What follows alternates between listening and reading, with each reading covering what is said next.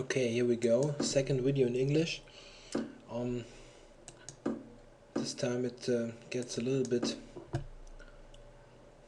more even, I guess, with Justin Iam and not Nakamura again.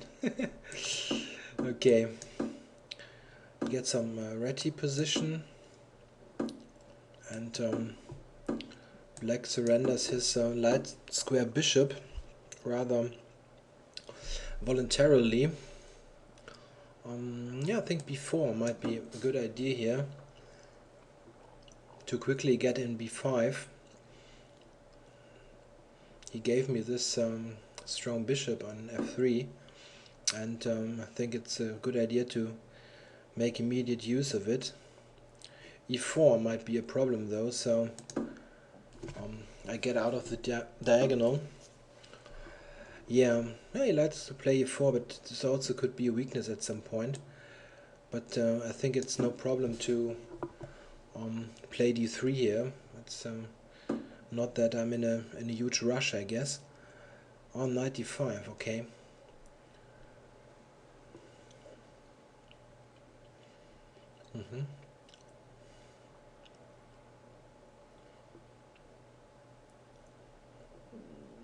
Interesting idea. I play bishop d2, we might take on c3 and play e4. Bishop g7, ef3, and then he's got a fork working on e2. So maybe it's the easiest to just take it and then play queen b3. Yeah, it was clear that he would play that, but I'm not sure if this is really a great idea, as the pawn on e4 also could be weak at some point.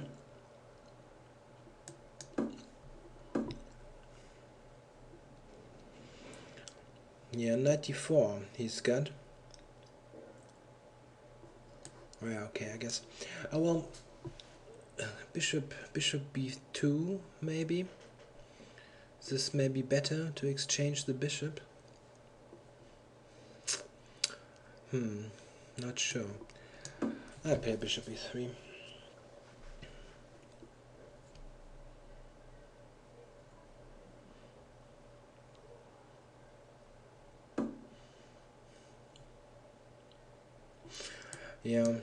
Yeah, this looks okay for black again. Maybe I needed to do something else. Instead of instead of knight takes d5, it really helped black to free his position a bit. Well, I still like my position. It's not a big problem or something, but I should have really gotten some advantage out of the a little bit strangely played opening.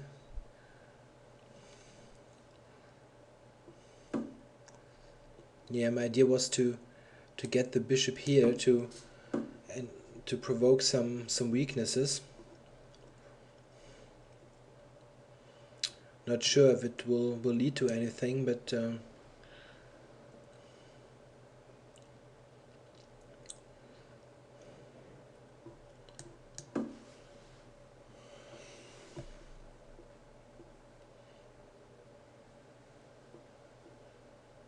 check. Yeah, it still looks really equal, but I might have a tiny advantage because of the king position, which still looks a bit vulnerable. One idea, for instance, could be to somehow switch the position here of the queen and bishop to get some battery going, but it's certainly not easy. I tried to make some progress on the queen side as well.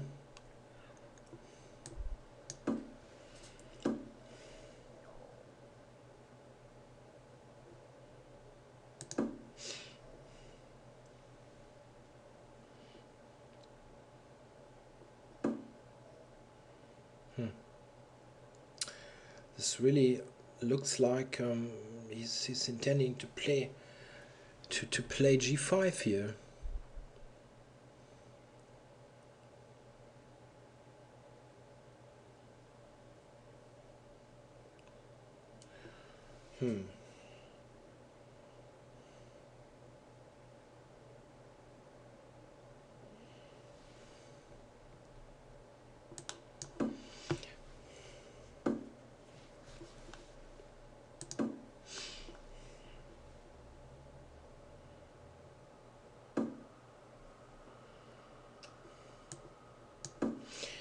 So, out of a very dry position, we actually got some interesting things going.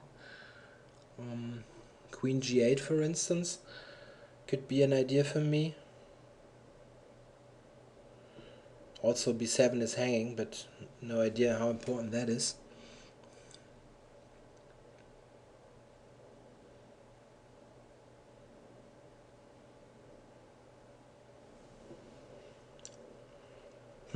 No idea what he's playing now. Queen c7. I'll enter on g8, which is at least uncomfortable. No idea if this is something serious, but I wouldn't like it if I were black. Yeah. Yeah, well, take or queen g8, no idea. But I really like to go into the position here.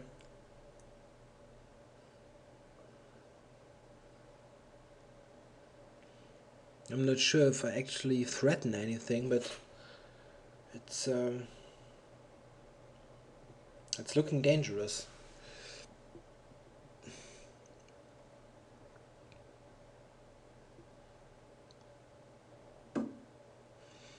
Yeah, but if I take now, time warning. I also might have h5 at some point. On a queen g6, for instance. And it's not obvious how he could get any counterplay. Queen g7, yeah, he likes to exchange it. Yeah, this is understandable.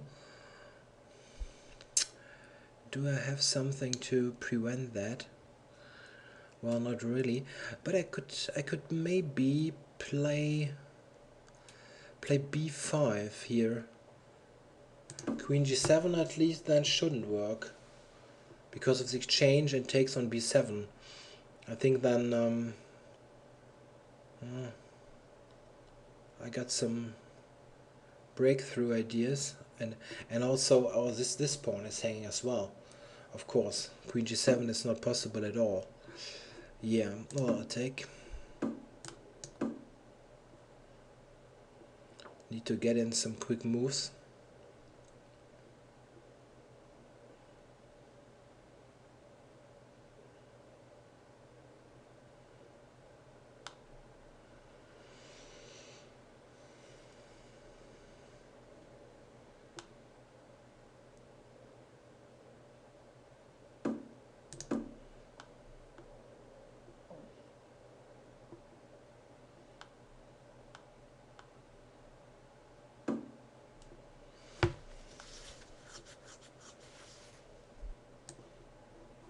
Check.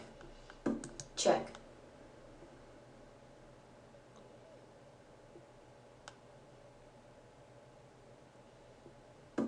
Check. Check.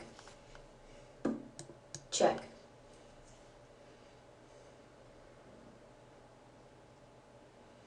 I'd like to avoid the perpetual, but I don't really see how. Check. Game drawn. Yeah, I still suspect this is somehow good for me, but I don't see how to avoid it. Bishop d7, the computer wants to play.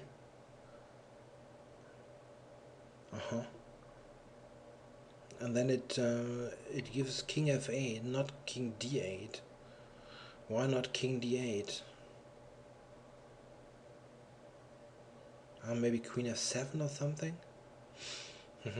Yeah. But from a practical point of view, with the 17 seconds against 24, I got to take the perpetual. I really think at some point this should have been good for me here, but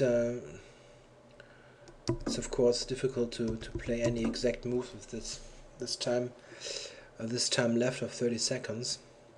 Well, interesting game. It really looked very boring, but I really I got a little bit of play here.